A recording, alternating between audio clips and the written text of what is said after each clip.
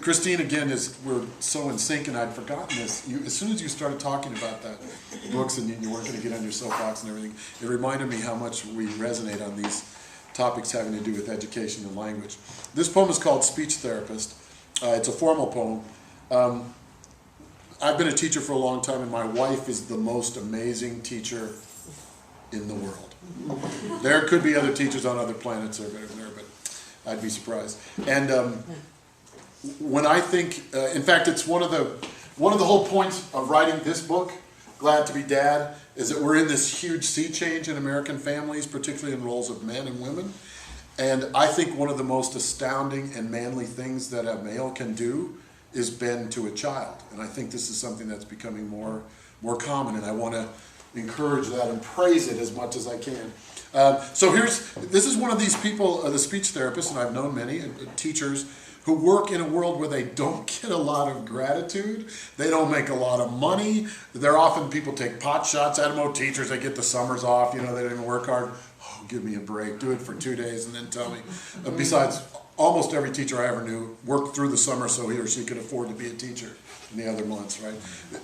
These people are heroes. Now, there are some crappy teachers and even some abusive teachers, but in the main, teachers work in a very isolated world, and they are building the world we all live in.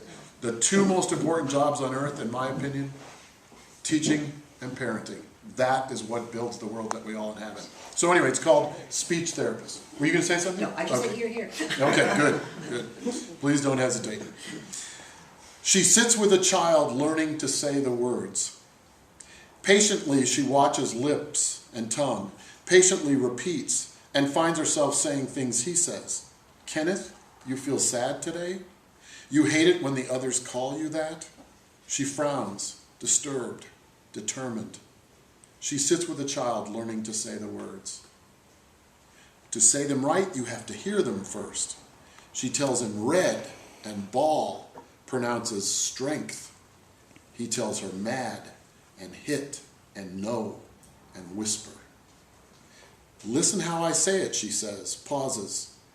His round eyes say the same without a word. At night, his little words sound through her sleep. To say them right, you have to hear them first. Each cry that someone hears, a bird goes free.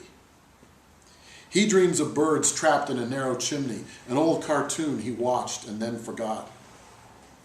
They work together in a little room, saying things and listening. He begins to wrap his mouth around the sounds more carefully. She smiles and pats his arm.